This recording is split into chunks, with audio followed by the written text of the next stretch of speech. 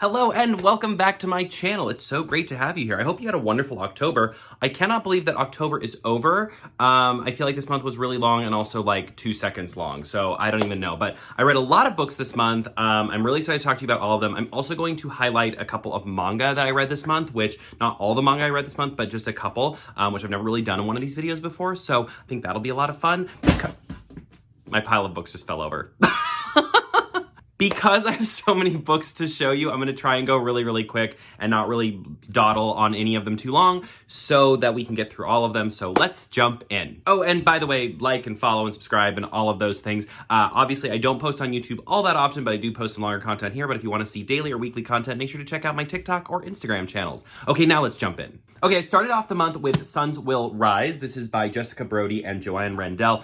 This is the third book in the System Divine trilogy, which is sort of like a space sci-fi version of Les Miserables. Loved it. Thought it was a great end to the trilogy. I loved the whole entire trilogy. I thought it was all really good. I think probably my favorite book still was the first one, but I thought the second and third did a really great job of expanding the story, expanding us to more characters. Obviously, I'm not going to really tell you too much about what this is about because it would spoil the first and second, but I really like that we got, last month when I was reading book 2, I had said that there were some new characters that I kind of wished I could have gotten some of their perspective, and we actually got their perspective in this book, so I was really happy about that. That was super exciting. So definitely recommend this trilogy. Obviously, the books are pretty like chunky and thick, but they're very quick reads despite being very big books. And I think that's just because they're very entertaining, very fun. I kind of compared this to like Star Wars meets Les Mis, and I still stand by that. I think it really has that kind of vibe to it. So definitely check out The System Divine. It's an excellent trilogy. Highly recommend. Next up, I read the X Hex. Now, this is a rom-com. It's about this woman who goes through a breakup. She basically like puts a curse on this guy. And then when he comes back to town many years later, it turns out that this curse is like affecting the town. It has all these like spooky elements to it. I thought it was just okay. I felt like the story, obviously the story was like really predictable. I just overall, I don't know what it was about this book. It just didn't really do that much for me. I would compare it to like a Hallmark movie, but like for Halloween. And I don't want to say that's completely negative. I think if you're looking for a really fast read, if you're looking for something that you've kind of been in a reading slump and you just need something quick and fun to get you out of that, like really light, I think this is a great pick for that. I think if you just wanted like a fun, spooky season read, I think this is great for that. It's really light, it's really fluffy, it's really predictable. Some of the dialogue, even the ending, are like super cheesy. But sometimes you're in the right mood for that. So I don't want to discount the book completely. I didn't love it, but I think a lot of people will if you're into any of those things that I just mentioned. So the X Hex by Erin Sterling. This is like the fastest I've ever gone through these books before. I feel really good about this. So next up, I'm a huge fan of Tabitha Brown on TikTok. If you have ever seen her videos, she cooks vegan food. She also just talks about like really like inspiring self-love, self-care kind of things on TikTok. I just really love her. So when I heard she was coming out with the book, I had to read it.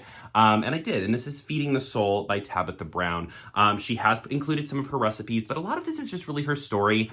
And a lot of it does kind of read like almost like a self-help book or like a self-inspiration book.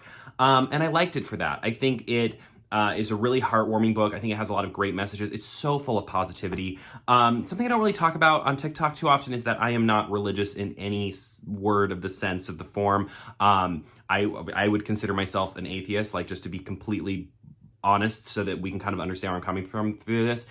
Tabitha talks a lot about spirituality and a lot about her relationship with God and things like that.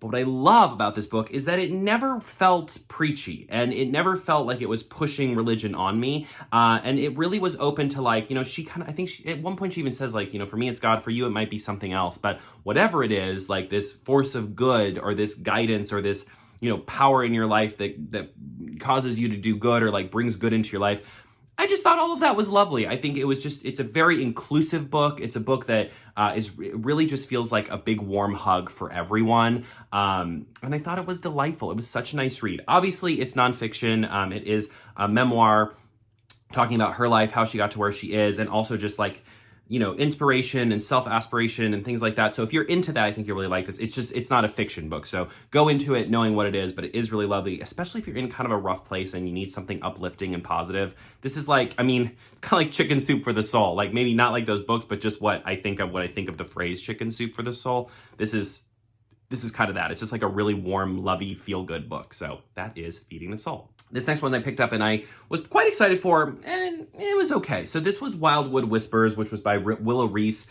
I would describe this book as cottagecore, the book. It deals with kind of some multiple perspectives. We follow a young woman who, her friend has died, so she basically goes to like this girl's like previous home in the woods to kind of like say goodbye to her, but then she kind of gets wrapped up with this town and kind of with learning like witchcraft and apothecary techniques and things like that, and gardening, and it has like a very, like I said, cottagecore, the book kind of vibe.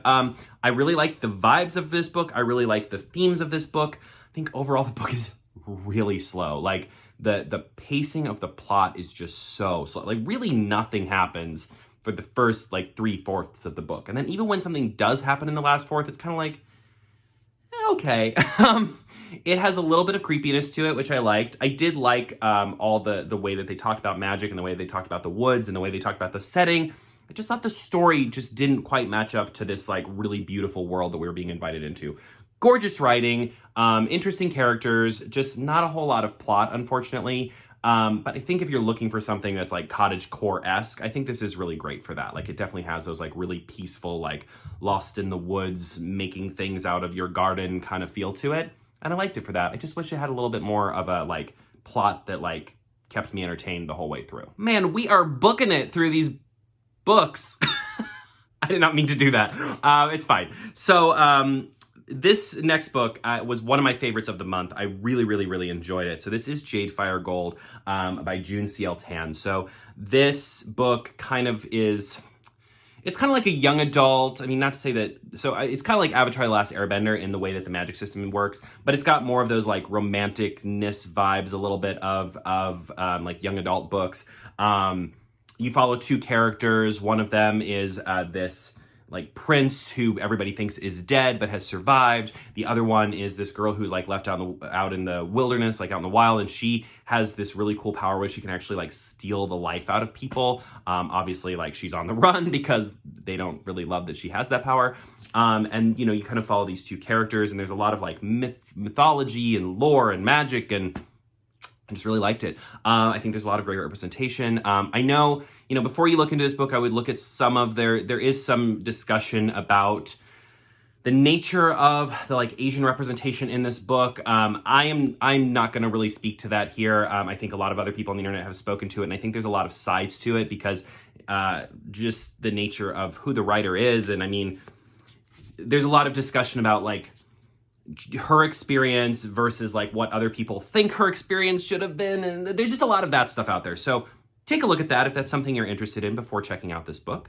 Do a little research, but I'm just going to speak to the story itself. I really, really loved the story. I really loved the characters. I think there's some really cool like queer representation in the book. I just really liked it. I thought it had a lot of like interesting mythology to it, but it also like expanded it into its own world. And I liked the progression of the story. I liked the action of the story. The story has like a really awesome cliffhanger, but it also feels like very complete in and of itself as well. I don't know that we're going to get a book 2 or not. They haven't announced anything yet, so I would love to have a book 2 because I would love to see the story continue. But even if we don't, I do feel like we get a full, complete story here as well. I just really liked this a lot. I thought it was great. I had so much fun reading it. I couldn't put it down. I put off reading it for quite a while because I had gotten an arc of it and I just hadn't gotten to it. And finally when I did pick it up, I like couldn't put it down. It was just so fun. And as you can see, I went out and purchased like a hardcover version of it because I liked it that much and I wanted it to be a permanent part of my collection. So that is Jade Fire Gold. Really, really, really enjoyed it. I think you'll like it if you want something like Avatar: The Last Airbender, but a little bit older age range. So like Korra level, but like, you know, maybe even a little bit older than Korra. Because it definitely has that feeling to it, especially in how the magic system works. So Jade Fire Gold. I don't usually do this in these videos, but I want to take a moment to talk about a couple of manga that I read. Now, normally why I don't do this is because a lot of times I'm in the middle of a series. So I don't want to come into these book videos and be like, and now I'm going to talk to you about volume 7 of The Promised Neverland. I mean, people would probably love that, certain people. Maybe I'll do separate videos for that. But I did read 3 book 1s this month of I was about to say newer manga. One of these is definitely not newer manga, but new manga to me. I started 3 new series, and I thought I would just discuss those 3 with you and just give you my general thoughts on them. So the first one was Orient. I honestly thought this was just okay. So this is from the creator of Magi, and what I will say is I never read Magi, so I didn't come into it with a like love or hate of this creator at all. I came into it very neutral. I think this book has to do with like demon slaying and has some really cool magic. I think the artwork is phenomenal. Like there's just really huge, crazy action scenes. They look so good. They're so cool to look at. The story, though, I thought was just okay. I feel like we barely had time to get to know the characters before they were thrown into this really huge action scene that basically took up most of the volume. And I wish I would have gotten to know the characters a little bit more before we went crazy into it, right? About a couple months ago, I made a TikTok where I was, or maybe a month ago, I don't even know, how time flies, where I was saying like, why does every manga or whatever have to start with like a competition between characters, right? A lot of school mangas start with like a competition between characters and things like that. And now I kind of get it because it's such a great way to explore characters before there's like real drama. And this book could have benefited from something like that. Maybe not a competition, but some way to like really get to know the characters a little bit better before we were submitted to this like huge action scene.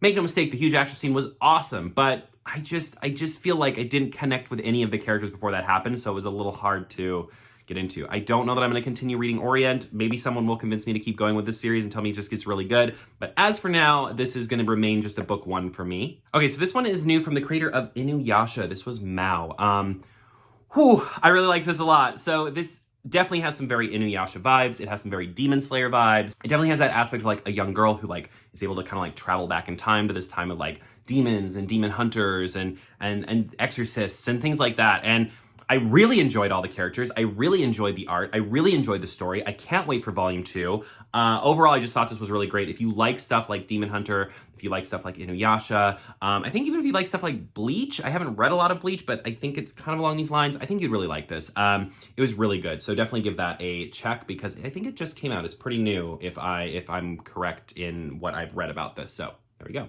And last but not least, this is a classic. The creator of this manga unfortunately passed away very recently, but I finally got a chance to start reading it, which was Beserk.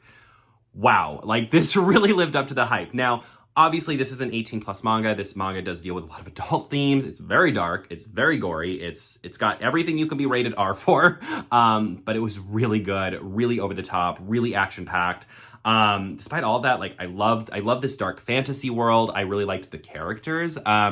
The art is like, the art is out of this world good. But there's a lot of different ways to read this. There's a lot of omnibuses. I decided to just go with like the regular paperback mangas to read it. But I already bought the next 2 volumes. I'm really excited to continue reading this. I totally get why people are such fans of this because it's just so cool, so fun, really, really, really dark. I think if you're just getting into manga and you're a fan of things like Game of Thrones, for example, I think you'd probably really like this. It's got that dark, like really dark, gritty fantasy feel to it. Or like The Witcher. I think it's kind of got some vibes of that too. But Beserk, totally awesome. Glad I started reading it. Just phenomenal work of art. So yeah.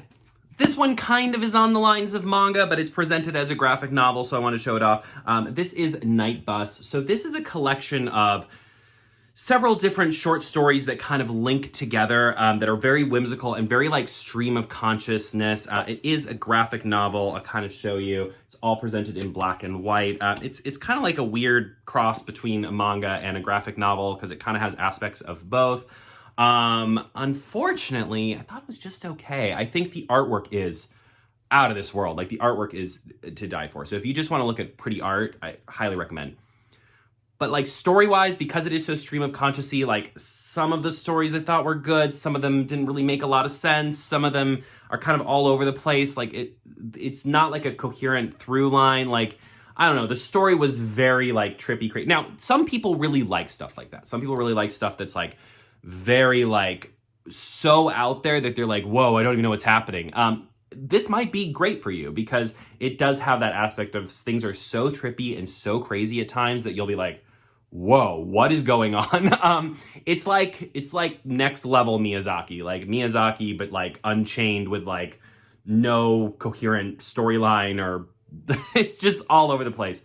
Beautiful artwork, stories kind of a hit or miss, like actual writing I didn't love, but I do think the art's great. And if you like I said, if you like stuff that's like really out of left field, really wild, I would check out Night Bus. All right, back to written prose books. As some of you on TikTok or Instagram may know, I'm doing a new project where I am rewatching every Disney animated film in chronological order, doing a review of it, and then the week that we watch that, I'm doing a lot of things themed off of that book. So whether that's going to like the specific part of the Disney park that's themed after that movie, or reading a book based on that movie, or just different things like that. So the first week of that, we watched Snow White and the Seven Dwarfs. So I read Fairest of All, which is the first in the villain series. I had never read these books. Every time I see them on the shelf, I thought, oh, they look really gimmicky. They look really silly. I don't have time for that. But this project gave me a great excuse to read them. So I read this.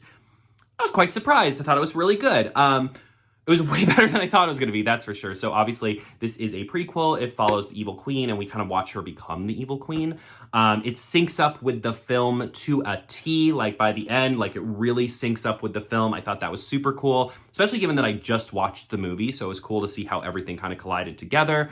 I think the characters and the story could have been a little bit deeper. I think we could have gone a little bit deeper. I'm sure there was like, they had to balance, because I'm sure Disney had a huge hand in the honeypot of writing this book. So I'm sure there were like a lot of limitations of what the author was allowed to do. But all of it being said, way better than I thought it was going to be. I thought the actual like story of the evil queen becoming evil was really well thought out, really well done. Overall, I was quite impressed with this book. It was just much better than I ever imagined it could be. And now I'm excited to read the others of these books as we get to their films. I'll also be reading the Twisted Tales series, which comes from which are Disney themed, not by the same author, but Disney themed retellings, but with a twist of like, what would have happened if this happened? I'm going to be reading those as well as we progress through this series too. So I'm excited to try those out too. So yeah, Fairest of All, recommend if you're a Disney fan, and I would recommend, if you're going to read it, watch Snow White either before or after you read it. Just because I think it's really cool to do the two together to like get all the context.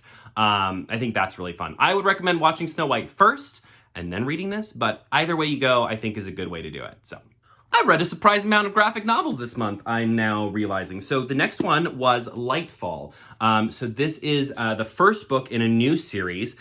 This is The Girl and the Guldurian, The Girl and the Guldurian. So this is like a middle grade graphic novel series. It's going to be a series. So it's about a young girl. Her guardian goes missing, and she has just met this guy here, who his name is Cad, I think. Yeah, Cad.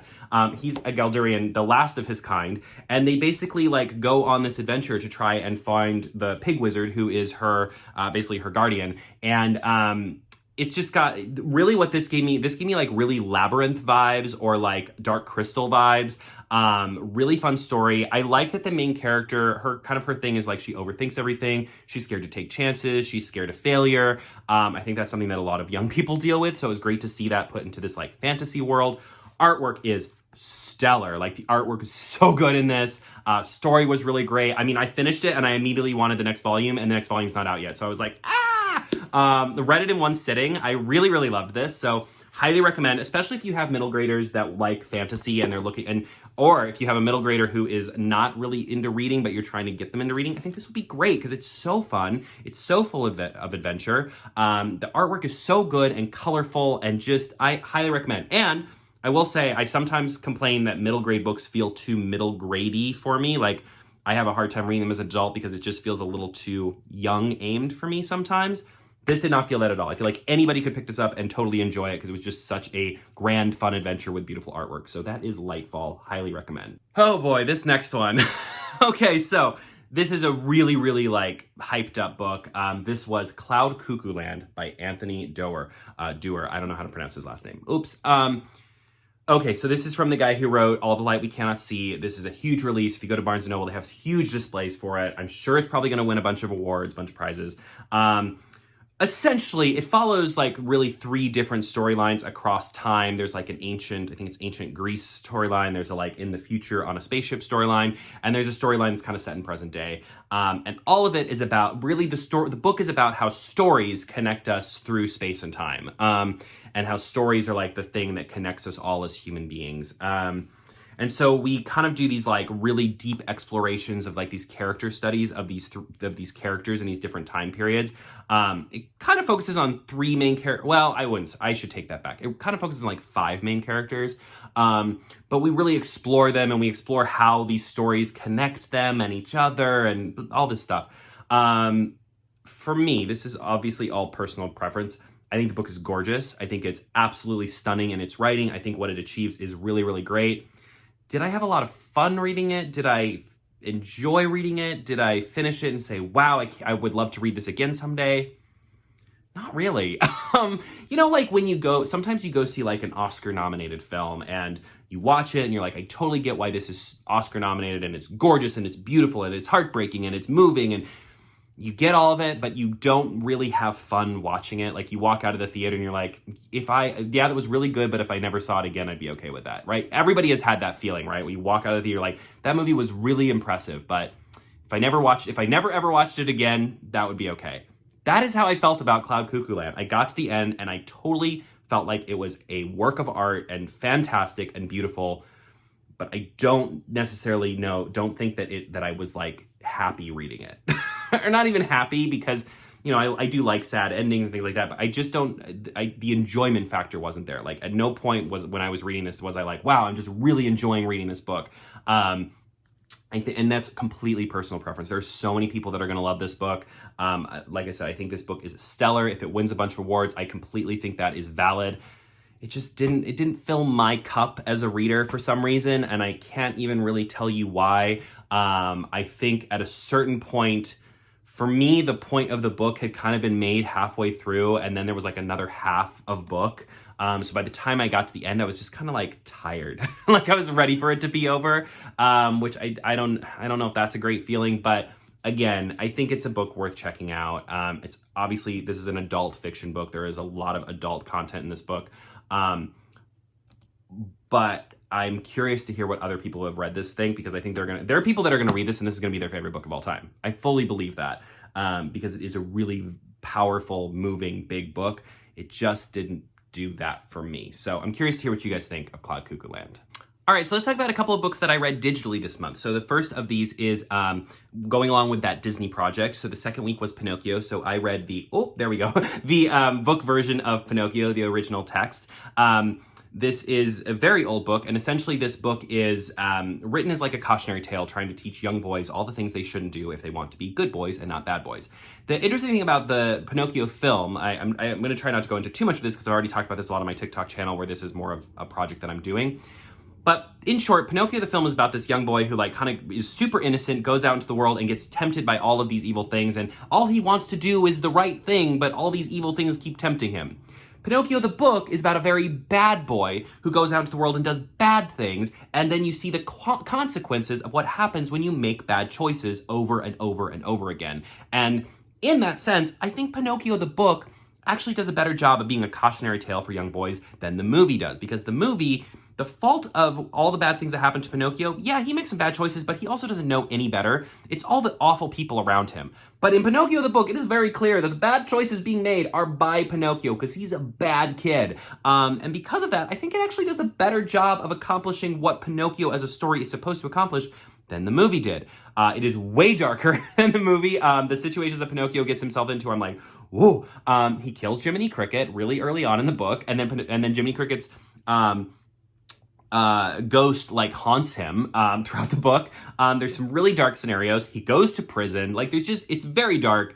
If you're going to read it with kids, because it is aimed at a kid's book, but remember, this is written in the 1800s. So if you're going to read with kids, I would recommend reading it first. It's a quick read, and make sure you're comfortable with that. Or if you're going to read with kids, make sure that you are discussing it with them, because there's a lot here that's really, really dark and could be potentially very scary for children and even for adults. So that was Pinocchio. Glad I read it, but I've come to the conclusion that Pinocchio as a story overall, whether it's in film form or book form, is not for me.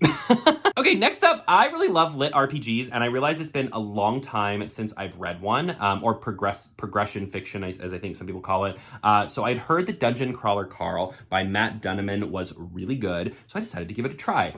This is a story of basically Carl is just this random guy, and the world suddenly ends, and this alien race has come and taken over our world, and they are like basically pitting all of us into a dungeon, all of us that have survived, into a dungeon where we have to try and survive, and we also like level up, gain new skills, get items, get loot boxes, like basically turns our life into a video game that is being broadcast across the interstellar space, and people are like betting on it and like following and liking, and it's very fun. If you've ever played the video game Borderlands, so to me this had a lot of like Borderlands vibes to it, especially in the sense of humor. The sense of humor is very like off the cuff, lowbrow, like kind of filthy, kind of dirty, very like, I don't know, it has like a very like weird sense of humor. I think for some people that might be a little off-putting, so I'm just gonna throw that out there. I thought it was definitely fun. I didn't love it as much as like The Wandering Inn or some other progression fiction or like Awaken Online that I've read, but I do think I am going to continue reading the series. It is very fun. It has a very wacky sense of humor. Definitely adults. I would not recommend this unless you're 18 plus, because there's a lot of 18 plus humor. Also, I would say the main character, while I do think he's a good guy, he is like a very guy. So some of the comments he makes, I think, might be a little like, people might be a little off-put by them. I would compare his character to like Harry Dresden. So that kind of like talk from like a man, right? So I wasn't too bothered by it because I think overall the story in the world, and I did get the impression that he was a good guy, but he is definitely like a guy, and he's been in the military and like a lot of like, he's not the type of character I normally read about, right? Like especially the types of books I read, I don't normally read about this like macho man kind of character, and he definitely had that vibe to him. But I still liked his character. I think that's important. I still thought he was like overall a good guy trying to do the right thing, and I liked that. He has a cat that talks. That was really funny. Overall, I really enjoyed it. Not my favorite lit RPG I've ever read, but definitely up there in one of the better ones that I've read. So if you like progression fiction, if you like lit RPGs, if you've never read one and want to read basically a book that's also sort of a video game, check out Dungeon Crawler Carl, because I do think it would be a great place to start for people just getting into lit RPGs. So there you go. All right, this one doesn't come out until December. I am not going to spoil anything. I'm going to keep it really spoiler-free here. But this month, I did get a chance to read Here's to Us, the sequel to What If It's Us, which is by Becky Albertalli and Adam Silvera. Some of you may know What If It's Us is one of my all-time favorite books. I know people have different opinions on it, but I love it. It's one of the first queer books I ever really read when I was getting into like queer YA books, and it's just such a special book to me. I just really adored it. So to get a sequel was, I mean, I said this in a TikTok and I'll say it again now, this was my most looked forward to book of the year, and it did not disappoint. I loved it. I won't tell you anything. I'll only tell you that I cried a lot while reading it. Sometimes sad tears, sometimes happy tears, sometimes just I was so full of emotion that I was getting a chance to read this book because I loved the first one so much. So good. Basically comes 2 years, if I recall, after the first book. One of the complaints I've heard from people about What If It's Us is that they felt like the characters talked older than they were, or they wish the characters were aged up a little bit. So we actually kind of get that here. Like, they're now in college and we get to see them like aged up a little bit. And I think like it actually fits the characters a lot better to have them aged up. I think it makes makes a lot more sense for their characters. I think the way they speak and the way they act is much more appropriate for their age now, and I love that. I loved it. I can't tell you much more without spoiling anything, only to tell you that I absolutely loved it. I'll have a full review out on TikTok that goes a little bit deeper into it when we get closer to release date in December, but adored this. Easily one of my favorite books that I read this year. The combination of What If It's Us and Here's to Us is just a fantastic, I mean, What If It's Us deserved to have this as a sequel, and it just is really, really wonderful. And here's what I'll tell you. If you loved the first book, you're going to love the second book even more. If you didn't like the first book, I don't know if the second book is going to make a difference to you, or if it's going to sell you, because it does have a lot of similarities just in like the characters and the story structure, but I think all the characters are better defined in this book, and I think a lot of the moments were just really fun and really well done in this book. So for those of you who have been waiting for a sequel to What If It's Us, let me just tell you now, you will not be disappointed. It's fantastic. All right, 2 books left to go. I just recently finished Before We Disappear. This is by Sean David Hutchinson. This is basically The Prestige, the film, but make it young adult and make it queer. It's set in the early 1900s. We follow a couple of like competing magicians. Each of these there's like these 2 people that are trying to be like competing magicians, and then they have these like young men who are basically like in service to them in different ways. And then those young men meet and form a relationship. So overall story and setting and vibe of this book, I was really into. I had a lot of like nitpicky things with this book though. I feel like they just kept piling up. There is some insanely cliche dialogue. There are some insanely cliche moments. There's at one point, it's so funny, there's this point in the story where one of the characters asked another character, he's like, why are you doing this? And the other character literally says, I don't know why I'm doing this, I just am. And to me, that solidified what my overall issue with this book was that so often characters do things for no reason. And the biggest one being, one of these characters is basically being held captive. Like he kind of has like almost like a Beauty and the Beast sort of situation where he's being held captive by this guy who is essentially has trapped him and is torturing him and is not allowing him to leave. And there's so many opportunities he has to leave though, and he just doesn't. And it's frustrating and on many levels. And I think it's most frustrating because he consistently is like, oh, well, no, he's not a bad guy. Like he is a good guy deep down, right? Like that's his justification. But we never really see that. I need to see why he's a good guy. I need to see why he doesn't run away from this like absolute crazy predator. But there's a lot of moments, it's just one moment. There are a lot of moments like that where the characters do things I'm just like, but why? Why are you doing that? And it never makes sense a lot of the times. A lot of the core, like there's a lot of like characters doing things just for the sake of progressing the story and not for any other reason. So it's a frustrating book because I love stuff like The Prestige, and overall I liked the vibe of this book. I liked what they were going for. I liked the story they were telling. There's just like a lot of really frustrating moments. It was like for everything that I was like, yeah, I like that. There were like 2 things where I was like, why? And when I tell you some of the dialogue later in the book is so cliche, it's like laughably cliche. Like I laughed out loud at one point when they were like trying to say something like romantic to each other because it was so cliche. It's a line that has been in so many books and movies and stories. I was like baffled that it made it into the book and no one in the editing department was like, can we try something different? Because this is like been done and done again 85 times. So I don't know. I don't know what to tell you. I enjoyed a lot of parts of this book, but a lot of parts of this book were super frustrating to me. So just keep that in mind if you're going to read this. Now, here's what I'll say. If you haven't read a lot of YA queer fiction or even like YA, like kind of like romantic fiction or magic stories, if you just want something light and fun and like about magicians that's got some queerness to it, I think you'll still really enjoy this. It is very cliche to a point that is like, almost ridiculous. Like it's almost like a joke that it's so cliche at some points. I would also recommend to check out trigger warnings on this one before you read it because there are some really like kind of dark, creepy situations between like an older, not like, I know that sounded really weird, but just about like this like captive situation, like this guy keeping this guy captive and like in a cage. And there was a lot of weirdness there that I think would make some people uncomfortable. So make sure you check out trigger warnings before you read this one, but that is Before We Disappear. And last but not least, I read this here, which is The Marrow Thieves. And this, I believe there's a sequel that just came out of this. This is a dystopian novel that deals with a group of indigenous people and takes place in the future. And basically, in the future, everyone except these indigenous people, or all of the indigenous people, have stopped being able to dream. And so they basically start like trying to collect the indigenous people and do experiments on them in order to like try and get the ability to dream back. It's a very dark future, and we follow this group of indigenous people who are like living together, kind of this found family situation, just trying to survive. I really liked this a lot. It was really good.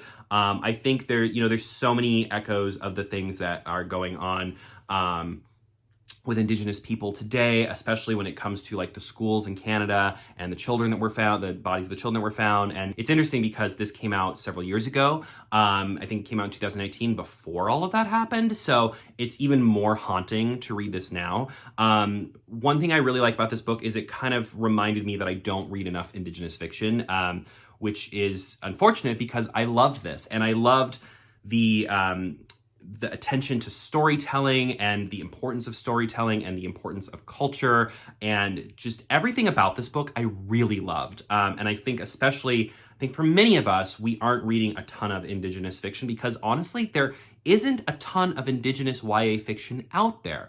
Ever since I picked this book up, I've been trying to research more and more to like find more and more of it. And I'm finding that there are books out there. I'm not saying there aren't, but in comparison, I think there are very few actually. So I think it's even more important to read the ones that are out there and to show them support.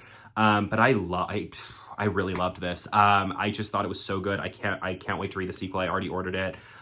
It's haunting, and it's will make your heart break often. It's not always easy to read, but I'm so glad that I read it. It's just such a well done book, and so this book was important when it came out in 2018, and I would argue it's even more important now that it is 2021 and the things that we've discovered in the past year and the things that have happened in the past year. And I just think it's such an important read, and I highly recommend it. It's also like a very short, quick read, but very well done and very good, and I can't wait to read more by this author. So that is The Marrow Thieves. And that is everything that I read. I read a lot in October. I don't know how that happened because there was a point in October where I felt like I was like kind of falling behind and I hadn't read as many books, but clearly I had read a lot of books. So I read a lot in October, and I read a lot of good books, and I read a lot of okay books, and I read some really phenomenal books. So it was like a very good mix of what I was reading. I'm excited for November. I have a lot of books that I'm excited to read in November. I'm kind of like putting together my to-read list. Full disclosure, my November wrap-up may be significantly smaller. We'll have to see because I am participating in National Novel Writing Month, NaNoWriMo, in November. That may end up eating up a lot of my time. We're going to see what happens, but I'm so excited for November. I think it's going to be a great month for all of us. I think it's going to be a lot of fun, a lot of good reading fun. I think there's a lot of really great books coming out in the next 2 months, so I'm excited for all that. As always, thank you so much for watching. Let me know if you've read any of these books in the comments. Let me know if there's any of these books that you saw that you're like, wow, I really want to read that now. Of course, make sure to like, follow, subscribe, all those fun things, and check me out on TikTok and Instagram if you want to see even more book-related content. Oh, I almost forgot. Of course, the most important part. Happy reading.